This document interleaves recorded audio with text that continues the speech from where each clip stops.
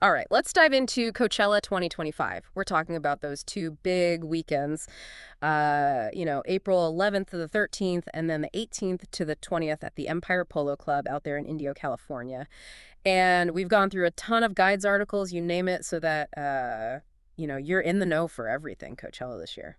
Yeah, it's always a huge event, and it looks like it's going to be even bigger this year. So you ready to help break it all down? Absolutely. Let's do it. Okay, let's start with something that caught our eye right off the bat.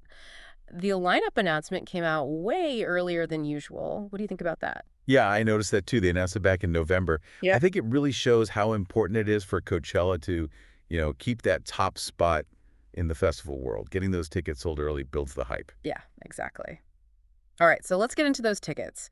Demand is always through the roof, right? Oh, yeah, for sure. So anyone thinking about going should really get on this early. Absolutely. Planning ahead is key. So pre-sales usually kick off around June or November. Head over to the official Coachella website, Coachella.com, and sign up for all those updates. Don't miss those. And there are a few different types of passes. You get your general admission, or GA, then GA with a shuttle, which could be a lifesaver, and then VIP. And VIP isn't just about getting in faster. Those dedicated areas have way better food and drink options. Oh, and they have air-conditioned restrooms. You know those are crucial in the desert. Yeah. And you get prime shaded spots near the main stage and in the Rose Garden. I mean, that sounds like a pretty big upgrade over GA. Oh, yeah, for sure. Okay. And I think it's worth reminding everyone that the official Coachella website, Coachella.com, again, is the only safe place to buy those tickets initially. If you miss out on the initial sale, there are some authorized resale platforms, but always double check and be really careful. And keep in mind, they usually offer payment plans, which is a helpful way to spread out the cost. I did see, too, that they have a local resident sale, Oh, yeah, that's cool. which is nice, a way to give back to the Indio community. Okay, so you snagged your tickets. Now you need a place to crash, right? Let's talk about accommodations. I think for a lot of people, on-site camping is just part of the whole Coachella experience. Yeah, it's definitely an experience. You've got your classic car camping and tent camping options. And for 2025, they've actually added a couple of new choices. Ready-Set Camping. They provide pre-pitched Coachella souvenir tents, so that's pretty cool. And then for those who want to, really step up their camping game, there's La Campana Camping. These are luxury air-conditioned tents with actual beds. Oh, wow. I know a lot of people will be happy about that. Yeah, it's definitely a step up. All right, so if roughing it in a tent isn't quite your style, the nearby towns like Palm Springs, Indio, and La Quinta have plenty of hotels and Airbnbs. But here's the thing. You need to book those ASAP, like yesterday. Because the closer we get to Coachella, those prices are just going to skyrocket. And yeah, everything books up super fast. Yeah, and Valley Music Travel offers some packages that bundle hotels and passes. And remember, even if you're staying off-site, the shuttle service is a lifesaver. Get those passes early, too. Oh, and they've added a new camping option for this year, Sunset Van Camp. It's like a luxury RV experience. Oh, nice. Now let's get real about getting around. It's Coachella. There are going to be crowds, and you need to know how to navigate them. The Coachella shuttle service is a great option. It's convenient and it's eco-friendly, so grab those passes early. If you're driving yourself, be prepared for traffic, especially as you get closer to the festival grounds.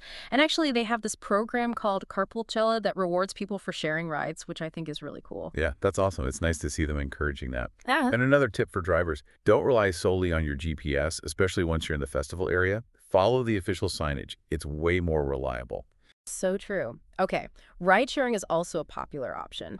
They have designated pickup and drop-off areas. Just be sure to be aware of your surroundings and stay safe.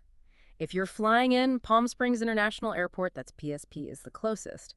LAX and Ontario, ONT, are other options, and you can always look into private transfers. And believe it or not, they actually have bike paths around the festival grounds if you're feeling adventurous. Wow, really? I had no idea. It's great they're encouraging people to use shuttles, carpool, even bike. It helps with the traffic and the environment. Exactly. Now let's talk about what to bring. It's the desert. You need to be prepared.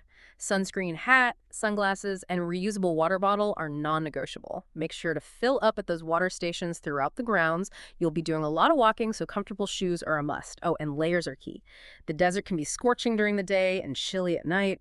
Right. And definitely pack earplugs. You want to protect your hearing with all that awesome music. A bandana or a mask is a good idea, too, for the dust, especially if you're camping. And Don't forget your phone charger. A portable charger is a lifesaver. Yes, and if you're planning on taking a lot of photos and videos, maybe even recording some of the sets, consider bringing an external hard drive to back everything up, sometimes called NAS or network attached storage. And campers, the usual suspects. Tent, sleeping bag, and some kind of shade structure. And trust me, comfort and practicality trump fashion at Coachella. Totally. Okay, let's get to the good stuff. The music. The headliners for Coachella 2025 are Lady Gaga, Green Day, Post Malone. There's even buzz about a possible retrospective set, which would be amazing, and Travis Scott. Some other acts we're really looking forward to: Missy Elliott, Charlie XCX, Megan Thee Stallion, Zedd, T-Pain, and the Go-Go's. It's great to see more and more Latin artists on the lineup, too. And Coachella always expects some surprise appearances. You never know who's going to show up. Right, that's half the fun. Now, navigating the festival grounds is a whole experience in itself. The full schedule usually drops closer to the date, and sites like the Scene Star are usually pretty good about posting rumors and updates. But the best resource is the official Coachella app. That's where you'll find the most up-to-date schedules, maps, and live updates. You've got your iconic stages, the Coachella stage, the outdoor theater. The Sahara tent is a must for electronic music fans. You've got the Yuma, Gobi, Mojave, and Sonora tents, and they're adding a brand new stage this year, the Quasar stage. It's awesome that they're still growing and adding new things. It really is. And it's always good to have a general plan, but also be open to just wandering around and discovering new things. Oh, and for all you VIPs out there, they've got some new viewing areas near the outdoor and Sahara tents, so definitely check those out. Nice. I'll have to take a look. All right, let's talk about the financial side of things. Coachella has a huge impact on the local economy. We're talking over $700 million pumped into Southern California each year. About $106 million of that going straight to the Coachella Valley. Ticket prices vary depending on the weekend and the type of pass you choose, ranging from around $600 up to over $1,400 for VIP. Yeah, it definitely adds up. And camping can be as low as $160 for basic options, but can easily climb into the thousands for those more luxurious glamping experiences, like La Campana and Sunset Van Camp. And remember, all of that is before you even factor in offsite accommodations, food, drinks inside the festival, transportation, and of course, all that cool Coachella merch. Realistically, you're probably looking at a minimum of $1,000 for a very basic Coachella experience. And if you want to be more comfortable, it could easily be $3,000 or more. Yeah, I think that's a good estimate. So any tips for people who want to experience Coachella without totally breaking the bank? Oh, absolutely. Consider staying a little further away from the festival grounds. You might find some budget-friendly motels or split an Airbnb with friends, and if they allow it, bring your own snacks. Utilize those free water refill stations. And be mindful of the food prices inside the festival. They can be a bit, well, let's just say high. Yeah, no kidding. The official shuttle is your best friend when it comes to saving on parking and gas. If you do decide to drive, arrive super early, carpool with friends, and be aware of those peak traffic times. And, most importantly, prioritize your health and safety. Stay hydrated, use sunscreen, protect your ears with those earplugs we talked about, and keep your valuables secure. It's also a good idea to set meeting points with your friends in case you get separated. Cell service can be spotty. Great tips. Okay, so just to quickly summarize what's new for Coachella 2025, we've got those enhanced camping options like Sunset Van Camp, Ready-Set Camping, and La Campana Camping.